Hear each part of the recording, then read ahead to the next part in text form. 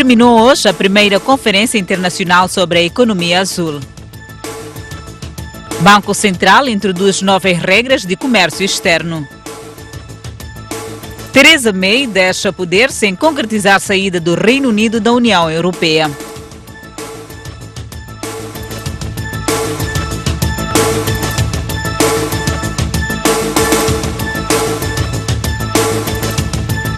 Boa noite, bem-vindos ao Jornal da Noite. Primeiro-Ministro Carlos Agostinho do Rosário defende que os governos devem investir na preservação do ecossistema marinho como forma de garantir a subsistência das atuais e futuras gerações. Do Rosário falava no encerramento da Conferência Crescendo Azul.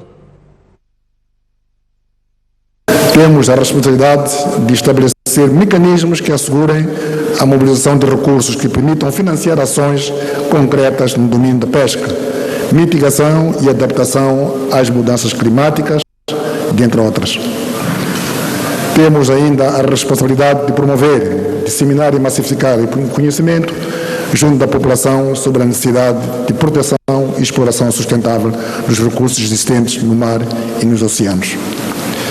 Minhas senhoras e meus senhores, estamos esperançados de que os compromissos assumidos pelos diferentes participantes neste evento irão contribuir para uma melhor proteção dos oceanos e do nosso planeta.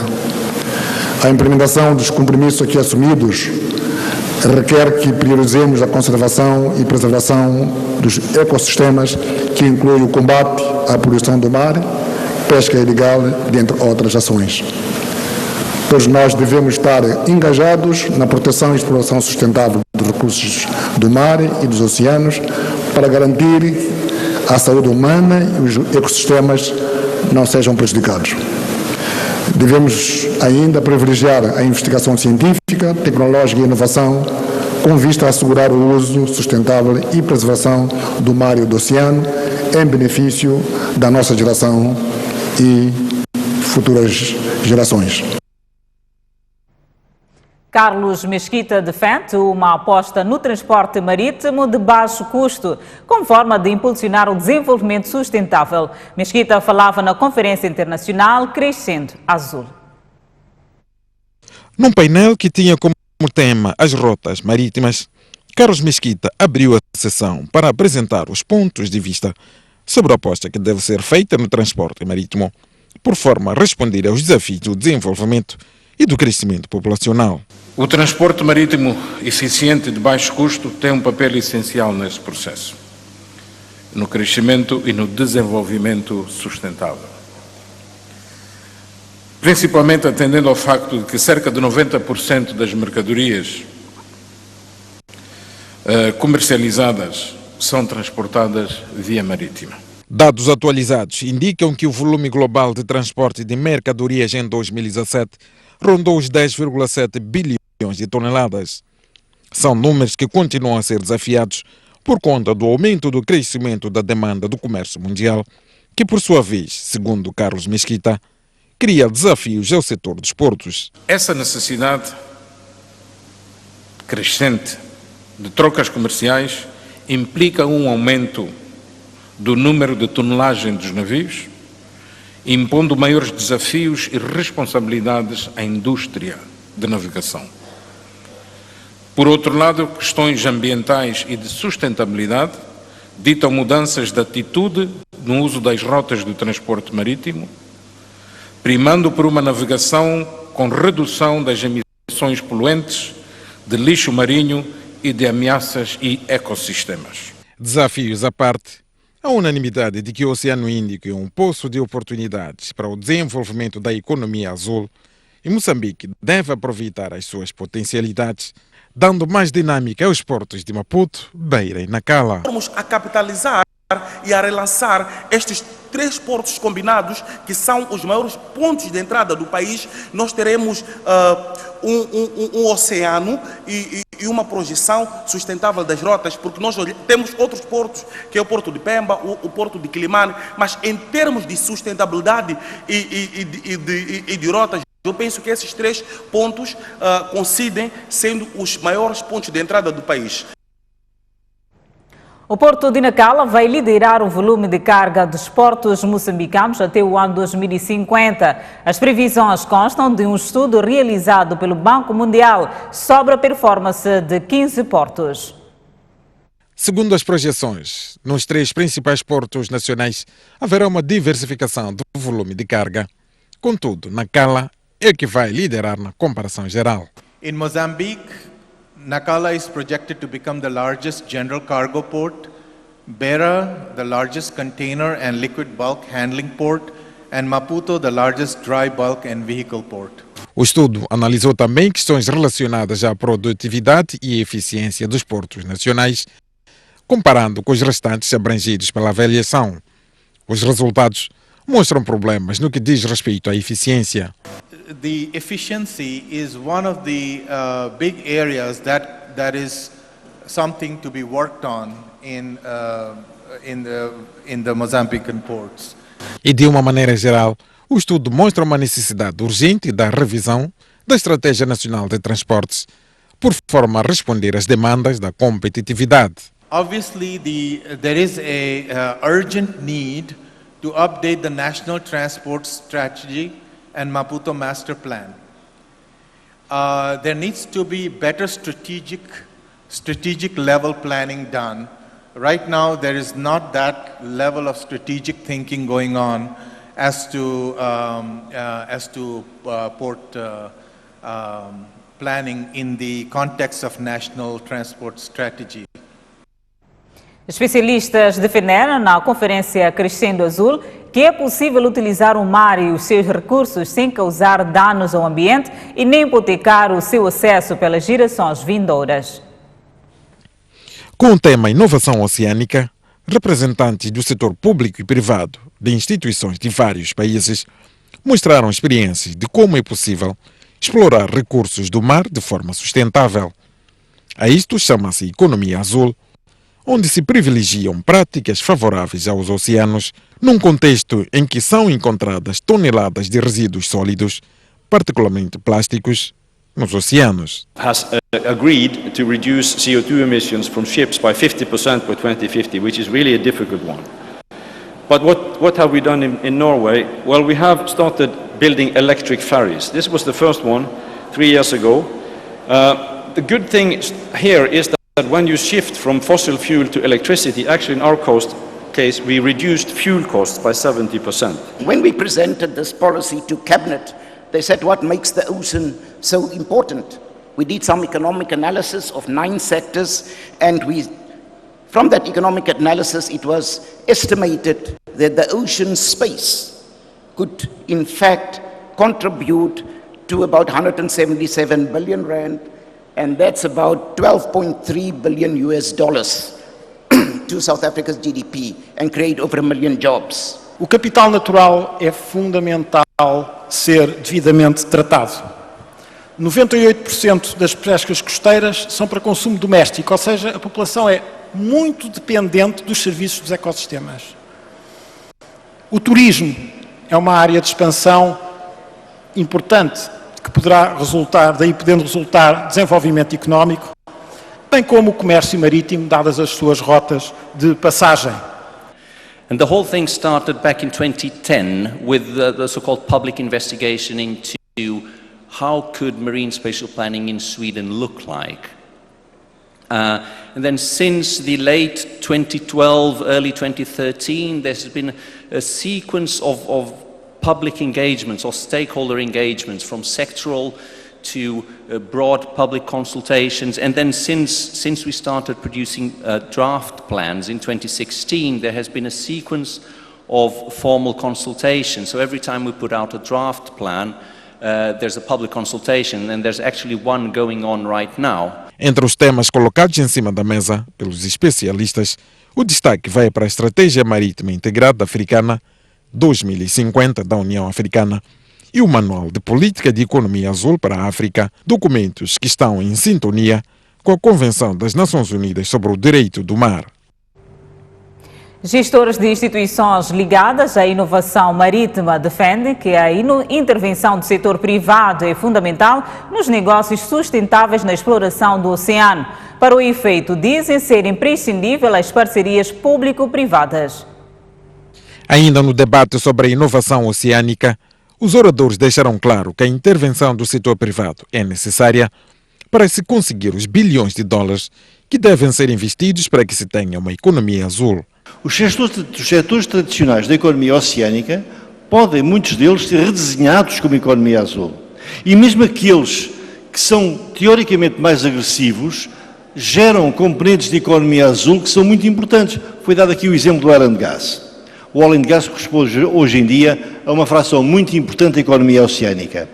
É difícil dizer se o oil and gas de per si corresponde à economia azul, mas uma coisa vos garanto, o oil and gas necessita de sistemas de monitorização, necessita de acompanhamento ambiental, necessita de muitos serviços a montante e a jusante, que esses sim são uma parte integrante da economia azul. E o oil and gas gera quantidades fantásticas de recursos financeiros e, portanto, ele pode muitas vezes ser um financiador da própria economia azul. There is also some technical engineering and technological developments through specific method and tool for clarifying maritime energy exploitation technology through modeling, test, behavior of offshore structures and characterizing installation sites. Heard about marine spatial planning. Our role has been to ensure the business community is informed about marine spatial planning and engaged in it as a fundamental partner as those lines are drawn on the map to determine who gets to do what, where in the ocean.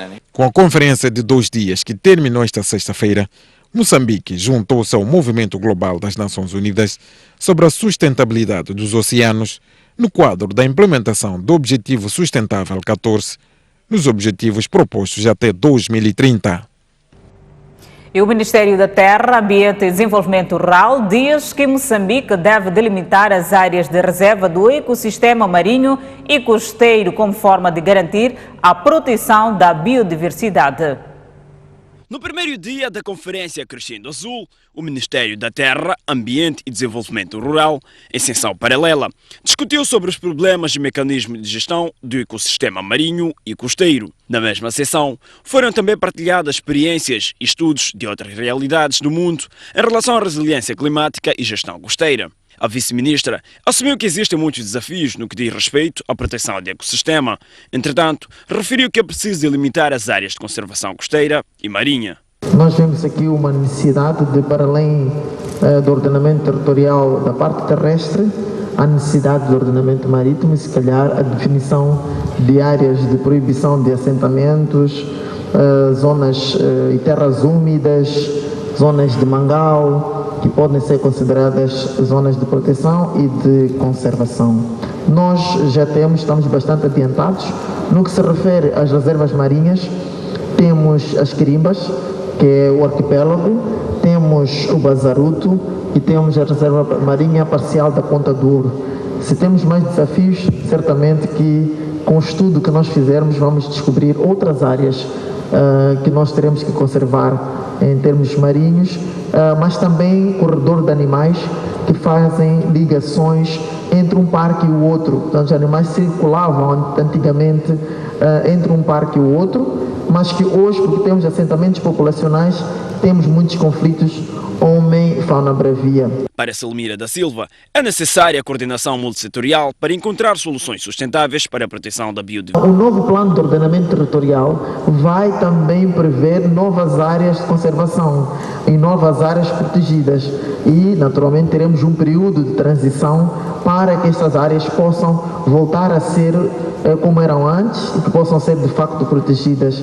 E no que diz respeito à parte marinha, certamente fica aqui esta recomendação. O número total das áreas de conservação subiu de 15% para 30% nos últimos 2 anos no país.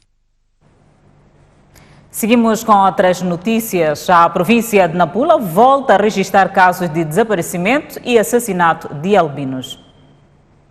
Os dias voltaram a ser sombrios para as pessoas com problemas de pigmentação da pele na província de Nampula. 2 crianças de 6 e 11 anos de idade, respectivamente, foram vítimas este ano em distritos diferentes. Tivemos 2 situações. Uma situação em março, em que foi vítima uma menor de 6 anos, um menino que desapareceu no distrito de Larde. E tivemos também, ainda este mês, portanto, em maio, uma outra situação no distrito de Murupula, cuja vítima é uma menina de 11 anos, que foi exatamente, primeiro foi raptada e depois morta e os seus membros, portanto, cortados.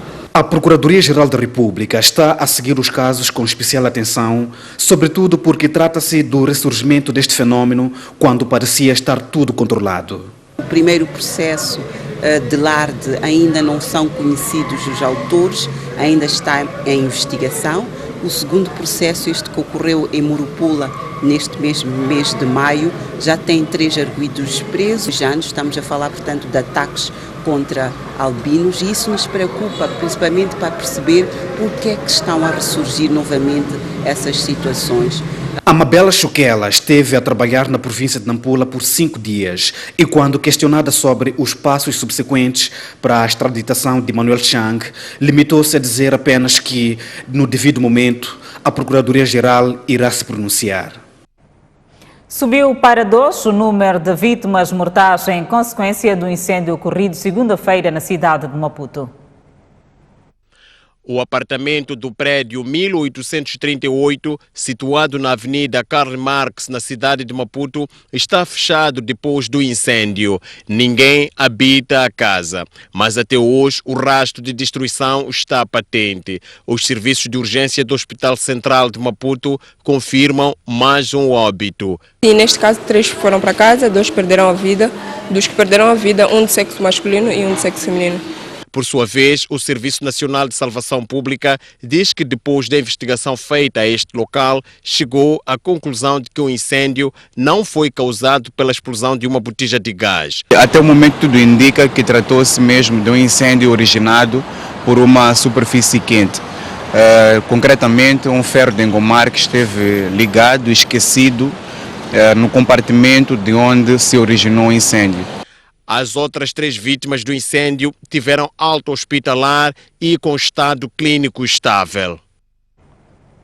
Continua interrompido o tráfego ferroviário entre Beira e Machipanda na sequência do descarrilamento de um comboio que resultou na morte de 3 pessoas em Manica.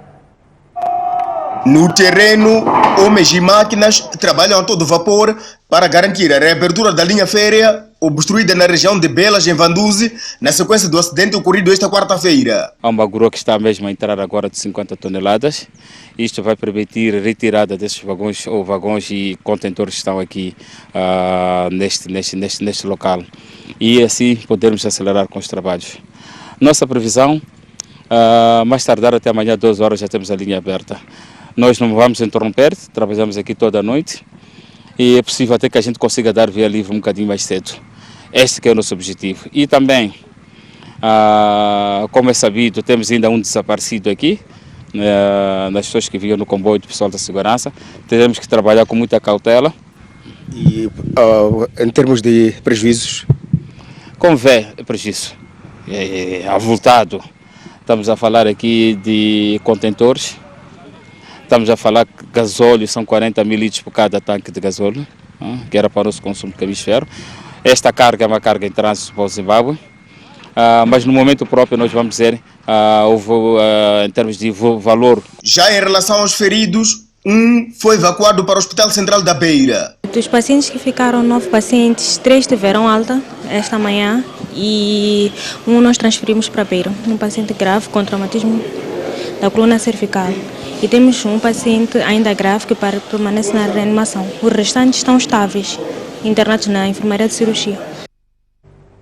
A Baixa da cidade de Maputo quase que esteve parada hoje devido ao congestionamento nas estradas. É que algumas vias de acesso estiveram bloqueadas, o que deixou alguns automobilistas agastados. Vias congestionadas, falta de informação e agendas comprometidas. É assim que estava a Baixa da cidade de Maputo esta sexta-feira. Era possível ver longas filas de viaturas nas avenidas Vladimir Lenin, 25 de setembro e até mesmo algumas ruas como a Timor-Leste não escaparam ao congestionamento. Só para sair daqui da direção do Geral das Alfanas, estamos reunidos mais. Está muito mal o assunto da associação. Está mal hoje, está mal, mas não está a dar para andar. Nem Chopera está a conseguir furar. Está muito complicado, pá. Está muito mesmo. Não é fácil. O que mais deixou os automobilistas agastados é a falta de informação prévia. Não sabemos porque que estão a bloquear as vias logo na hora da ponta, assim. Isto está um caos. Está aqui a circular já há quanto tempo? Já estou aqui há meia hora. Não sabemos o que está a passar. Não sabemos mesmo. Ok. Foi assim, está nos fazer atrasar muitos programas. Tenho um programa agora para cumprir, 15h30, mas nem posso cumprir. E eles nem avisam, para mim avisasse de que às tantas horas vamos fechar as vias X, vale a pena. Agora sim, é complicado mesmo. Entretanto, a STV ouviu o edil da cidade de Maputo, Enéas Comichi, que diz ter autorizado o bloqueio de algumas vias. Sobre a comunicação aos munícipes, Comichi escusou-se a falar. Eu autorizei, está ligado exatamente com o Crescendo Azul. E, portanto, foi autorizado e portanto, o Estado correr. Mas não houve comunicação, Sr. Presidente. Devido ao congestionamento, que começou a meio da tarde, teve que se tomar algumas medidas. A Avenida 25 de Setembro, que é uma das avenidas mais movimentadas da Baixa da cidade de Maputo, obrigou mesmo a presença da Polícia Municipal, que é para regular o trânsito. E um dos troços da Avenida Vladimir Lenin esteve, em algum momento, aberta aos dois sentidos, apesar de habitualmente fazer sentido único. Imagens de Elton Tsembani, José João, para a STV. O Conselho Municipal de Maputo promoveu hoje um painel para discutir oportunidades de empreendedorismo para jovem. No evento, o edil Enéas Comichi reiterou o desejo de ver cada vez mais inovações em Maputo. Tem sido um desafio, principalmente para os jovens, que o diga Jaime Muxanga, de 18 anos de idade. Concluiu o ensino médio e é retratista e não consegue tornar a sua arte em negócio sustentável por falta de dinheiro. O meu apoio seria muito bom se fosse através de materiais de desenho. São materiais meio difíceis de encontrar e muito caros também. Então, de qualquer das formas, estás a falar de apoio financeiro? Sim, de certa forma é isso. Se é já difícil criar um negócio sustentável para Jaime Muxanga, que tem todos os sentidos intactos, é mais desafiador para Ives Andrade, 19 anos de idade, cego há 4 anos. Ele faz bijuterias e já tem um plano de negócios. Fiz parte de uma fundação, né? E o curso era mesmo para pessoas com deficiência visual, né? E o professor, quando nos ensinou mesmo desse modo, nesse sentido, para saber trabalhar com pessoas com deficiência visual. Na verdade, tornar Maputo numa cidade empreendedora tem sido o discurso de Enéas Comichi. Esta sexta-feira, perante jovens de diferentes organizações da sociedade civil, Comichi comprometeu-se a criar melhores condições para o empreendedorismo na capital. O desenvolvimento de oportunidades de negócios para a geração de renda e de autoemprego são fundamentais para a melhoria da condição socioeconómica dos jovens e a sua participação ativa na economia do município. Para colmatar o problema de falta de financiamento, a Edilidade de Maputo aliou-se ao Banco Comercial e de Investimentos para que este possa dar maior atenção à juventude em projetos de negócios a nível da capital moçambicana.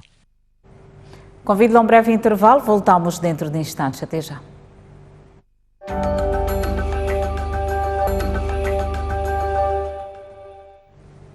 De volta ao Jornal da Noite. O Banco de Moçambique introduz novas regras de comércio externo. Trata-se de um sistema eletrónico de controle de importações e exportações que já conta com mais de 100 empresas inscritas.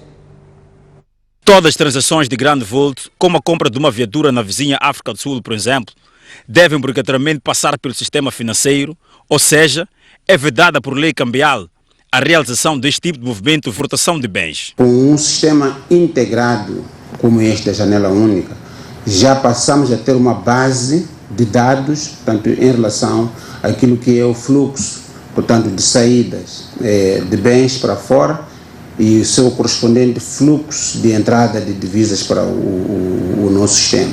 Sem, no entanto, revelar o limite elegível a esta medida, o responsável pelo Departamento de Licenciamento e Controle Cambial disse que já algumas empresas a usar o sistema. Estando ainda na fase inicial, portanto, a introdução do termo de compromisso, se forem a notar, estamos já sensivelmente, este vai ser o segundo mês, portanto, somando desde 1 de abril, já temos mais de 100 empresas, portanto, já dentro do sistema. Com esta medida, o Banco Central espera acabar com as importações realizadas sem intermédios bancos, saída de bens sem correspondente entrada da respectiva receita de exportação e perdas de divisas de importação pelo descaminho das receitas. 5 distritos de Cabo Delgado continuam sem bancos. O governo provincial está preocupado com a situação e apela à abertura de agências já até o final deste ano. Mekuf, Metuj, Meluco, Kisanga e Ibo são os 5 distritos de Cabo Delgado que ainda não têm uma agência bancária. A situação está a preocupar o governo provincial, que tem apenas mais 6 meses para cumprir com a iniciativa presidencial Um Distrito, Um Banco. A preocupação foi apresentada pelo governo durante uma reunião de negócios organizada pelo Banco Millennium BIM. Temos neste momento ainda 5 distritos que não têm serviços bancários. Namuno poderá se considerar, mas já temos uma agência bancária em franca conclusão. Constituem igualmente desafios para bancos o estabelecimento de programas para conceder facilidades aos seus clientes afetados pelo ciclone Kenneth, que causaram danos avultados para muitos empresários e cidadãos que aqui investem e fazem os seus negócios. Entretanto, para reduzir o número de distritos sem banco, o Millennium BIM comprometeu-se a abrir uma nova agência em Cabo Delgado ainda este ano. Nós aderimos a esse programa do Governo com 12 balcões a nível nacional e vamos já para a semana iniciar as obras num distrito aqui bem perto do novo balcão na província de Cabo Delgado, sendo que nós já temos uma presença bastante significativa neste balcão. Durante a reunião de negócios realizada na cidade de Pemba, o Millennium BIM premiou cerca de 30 empresários que se destacaram numa iniciativa denominada M-Leader. Seguimos com a página internacional. A primeira-ministra britânica vai deixar o poder a 7 de junho. Theresa May vai abandonar a liderança sem ter concretizado a saída do Reino Unido da União Europeia. Uma sexta-feira triste para a Theresa May. Em frente do 10 Downing Street, a segunda primeira-ministra do Reino Unido anunciou a data da sua saída do poder, que é 7 de junho, após longa e fatigante batalha para desvincular os britânicos da União Europeia. É agora claro para mim que é do melhor interesse do país que um novo primeiro-ministro faça este esforço. Por isso, anuncio a minha demissão da liderança do Partido Conservador e Unionista a partir de 7 de junho para que um sucessor seja escolhido. Lamento e lamentarei sempre não ter conseguido o Brexit.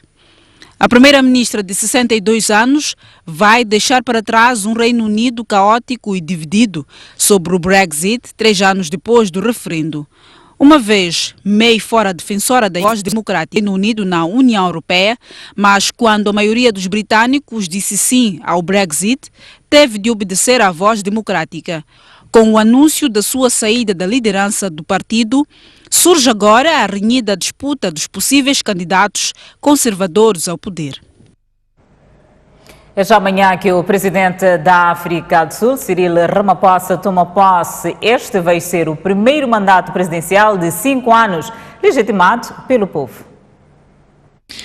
Após mais uma vitória do ANC nas eleições parlamentares de 8 de maio, o líder do partido no poder, Cyril Ramaphosa, toma posse este sábado. A confirmação do evento já havia sido feita quarta-feira na Assembleia Nacional da África do Sul, onde vários deputados do ANC assumiram cargos ministeriais, menos David Mabuza, que decidiu adiar a tomada de posse como vice-presidente depois de a Comissão de Integridade mantê-lo acusado de ser responsável pela recente impopularidade do ANC. Espera-se que no discurso presidencial, Ramaphosa reitere o seu compromisso no combate à corrupção e no reavivamento da economia, cuja taxa de desemprego está à volta dos 27%. Outro desafio que o povo sul-africano gostaria de ver resolvido é o plano de expropriação de terras sem indemnização. Nestas eleições legislativas, o ANC venceu com o pior resultado de 57,73% de votos, em comparação a outras eleições em que costumava obter acima de 60%. E na página desportiva, Costa de Sol, Ferroviário de Maputo iniciam terça-feira a disputa de play-offs da final da Engine Maputo Basket em seniores femininos. Os jogos realizam-se no pavilhão do Machaquén. Pelo quinto ano consecutivo, Ferroviário de Maputo e Costa de Sol decidem um título de campeão da cidade de basquetebol em seniores femininos. É um jogo que desperta atenção, até porque estamos perante duas das equipas que concentram as melhores atletas da atualidade, ou seja, apresentam plantéis com jogadora da seleção nacional. O Ferroviário de Maputo chega a esta fase invicto, sendo que a última derrota que averbou em provas oficiais foi em novembro de 2018, diante do Inter de Luanda, na fase regular da Taça de Clubes Africanos de Basquetebol. As locomotivas venceram esta temporada todos os confrontos com as canarinhas, pelo que partem mais confiantes para a conquista do Hexa. Mas atenção a este Costa de Sol, que tudo fará para que a quinta seja de vez. O tão almejado título. Reforçadíssimo, o conjunto de Olinda Angolela quer abrir um novo ciclo do panorama de basquetebol feminino, quebrando a hegemonia do seu adversário. Para tal, fez algumas contratações de atletas com alguma experiência, que se espera que venham fazer a diferença nesta fase decisiva. As canarinhas pretendem repetir o feito de 2017, quando conquistaram a Taça de Maputo após vencer na final o Ferroviário de Maputo com diferença de 13 pontos, 60-47. Os playoffs da fase final da Engine Maputo Basket serão transmitidos na STV e STV Notícias, sendo que o jogo está agendado para a próxima terça-feira, às 18 horas, no pavilhão de Machaquén. A Associação de Basquetebol da cidade de Maputo diz estar tudo a postos para a realização dos playoffs da final da Engine Maputo Basket em seniores femininos.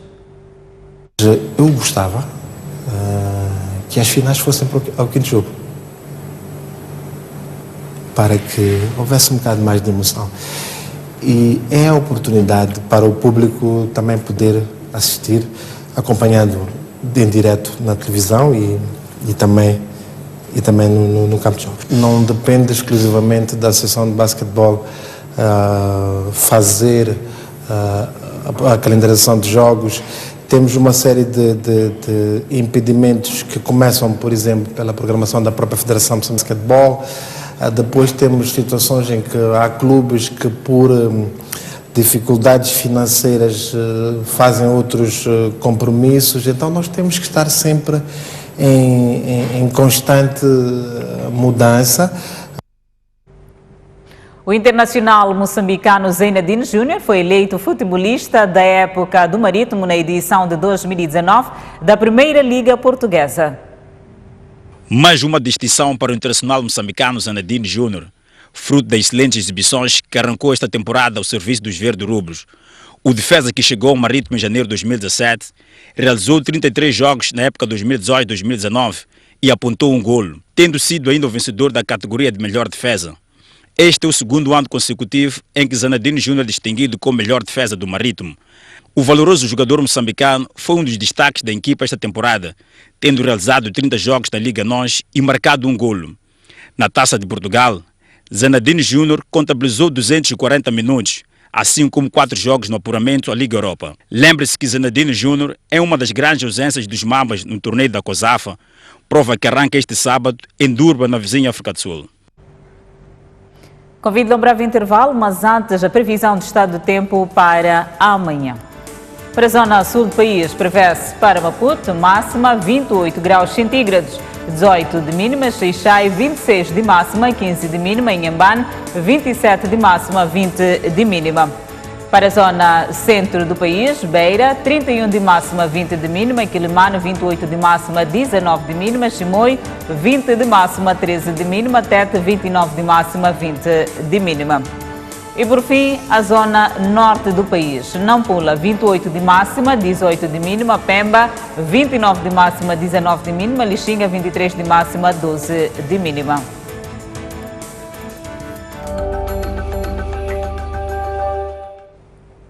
De volta ao Jornal da Noite e com espaço comentário com Tomás Vieira Mário para analisarmos dois temas: extradição de Manuel Chang e recenseamento eleitoral no país.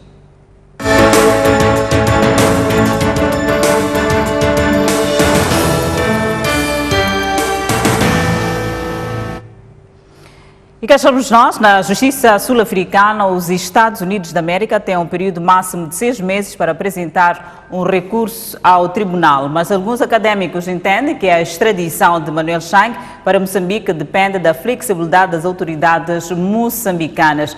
E como já apresentei, já tenho cá em estudo comigo o meu convidado Tomás Vieira Mário, a quem cumprimento já. Boa noite e bem-vindo.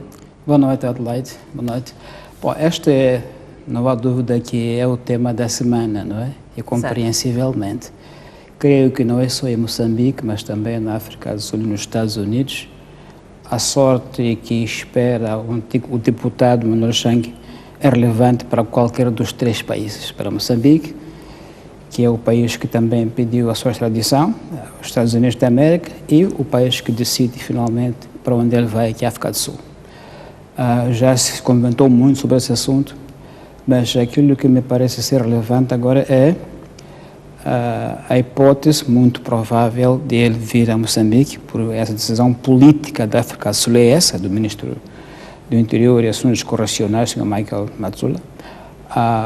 Aquilo que eu tenho percebido dos comentários de muitos moçambicanos sobre por que é que não estão confortados que ele venha a Moçambique, é óbvio que a primeira razão é porque alguns moçambicanos não acreditam que o nosso sistema possa possibilitar que através de Chang se saiba o que se passou na verdade. Todo o trauma desta dívida milionária, todo mundo crê que quem tem a chave final é o deputado Manuel Chang.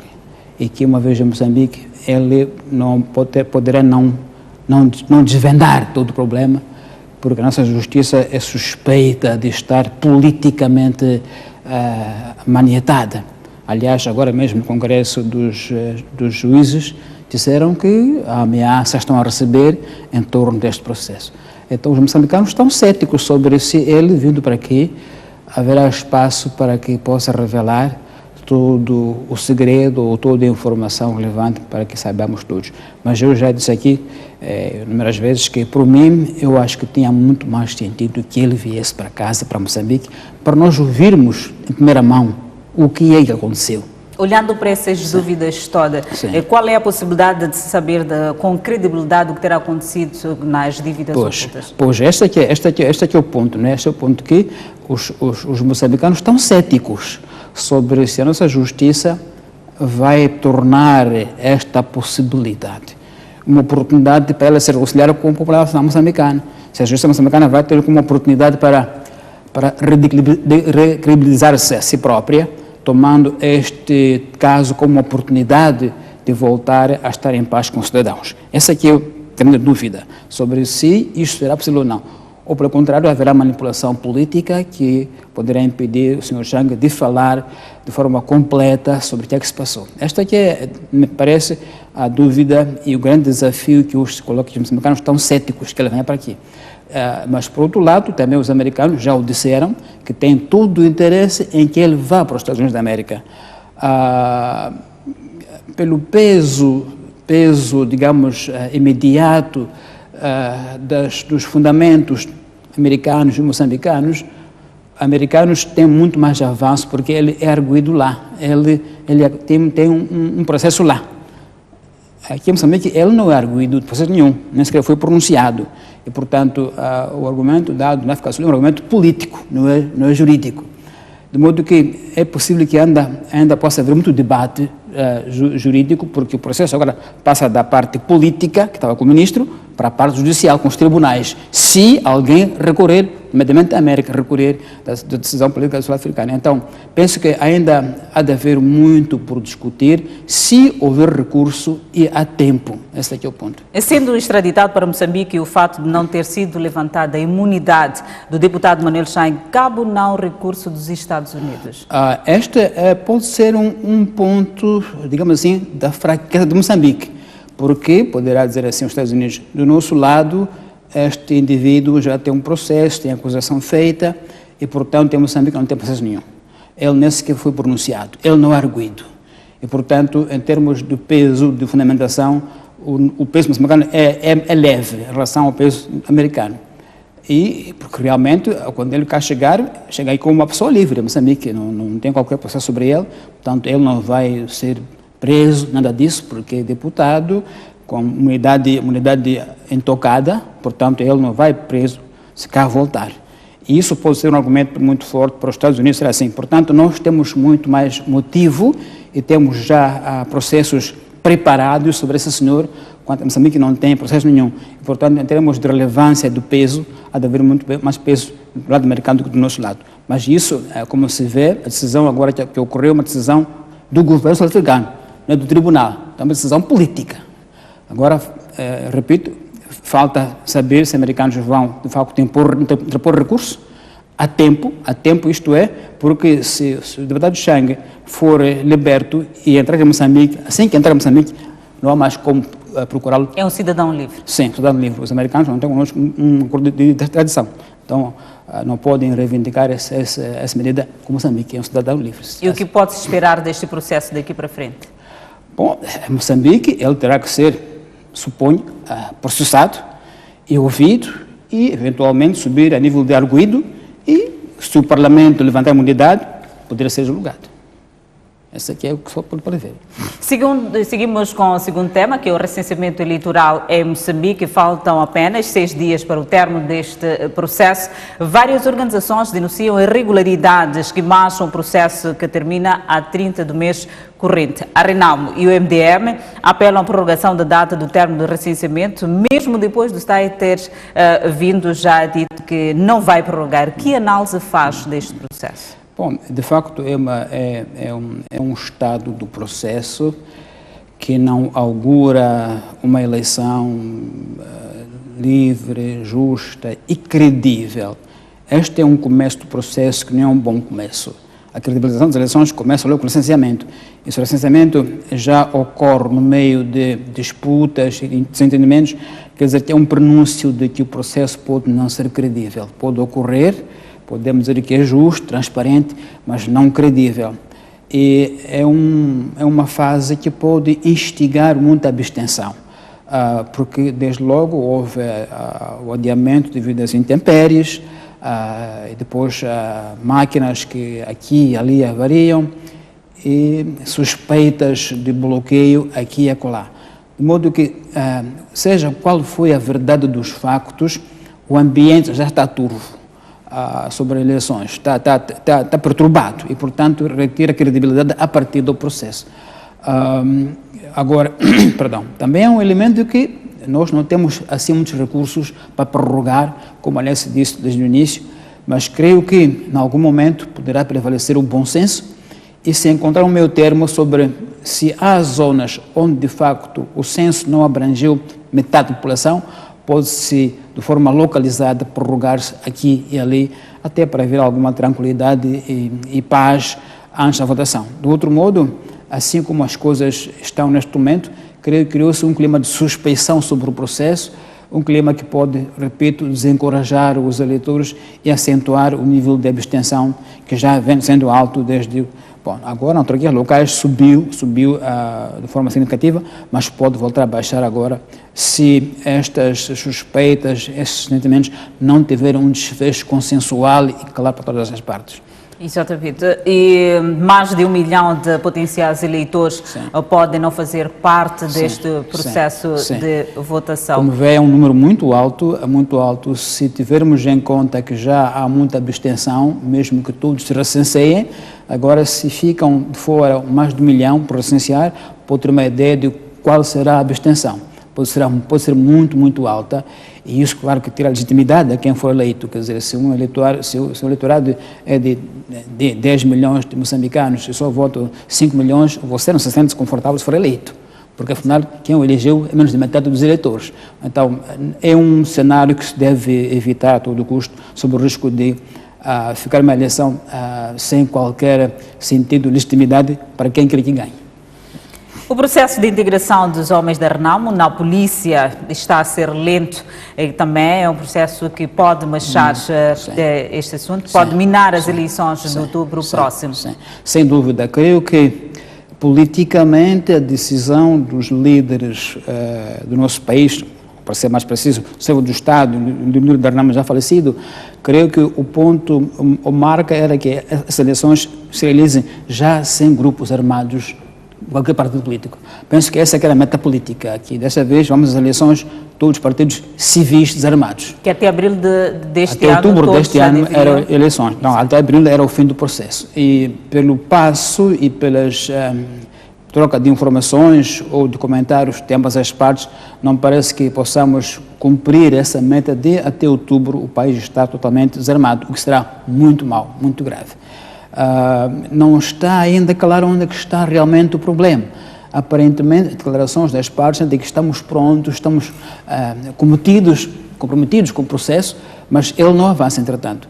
E é preciso notar que, da parte da Renamo, tem havido informações titubeantes, em que o líder diz, também reivindica que está disponível por um processo acelerado, mas do lado do governo isso não se confirma, e pode-se suspeitar que do lado da Renamo haja dificuldades da nova liderança de encontrar acordos imediatos com os seus militares, porque este processo é o tal em que todos os membros da Renamo, que até agora estavam armados, vão deixar as armas, é preciso que se garantam, vão viver de quê? Alguns já são de idade avançada, outros são muito jovens, e a maioria até pode não ter qualificação para uma integração profissional imediata. Então precisa de um tempo de ser integrante à sociedade, o apoio social e econômico para a sua integração. Tudo isto pode constituir motivo de debates internos na Renamo sobre quem é que vai e quem é que fica, e quem vai, que tem garantias. E isso pode não ser fácil internamente na Renamo decidir de forma imediata quem é que vai em condições entre jovens, veteranos e outros membros militares da Renamo, que agora veem que é o último passo que tem para ir à vida civil. Então penso que é um debate, parece um debate algo complicado da Renamo internamente. E na sua opinião, o que é que está a falhar para que haja este entendimento na Renamo?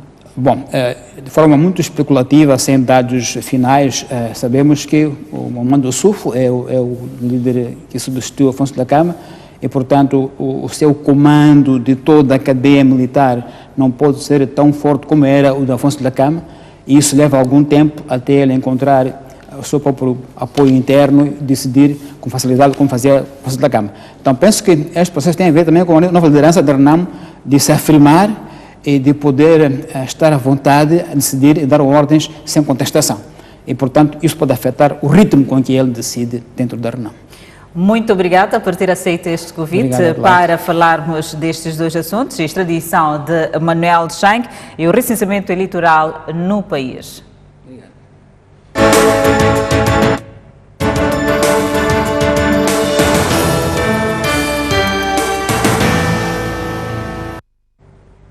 E desta maneira colocamos ponto final ao Jornal da Noite. Obrigada pela atenção dispensada. Encontro marcado amanhã à mesma hora. Até lá, fique bem. Continuação de uma feliz noite.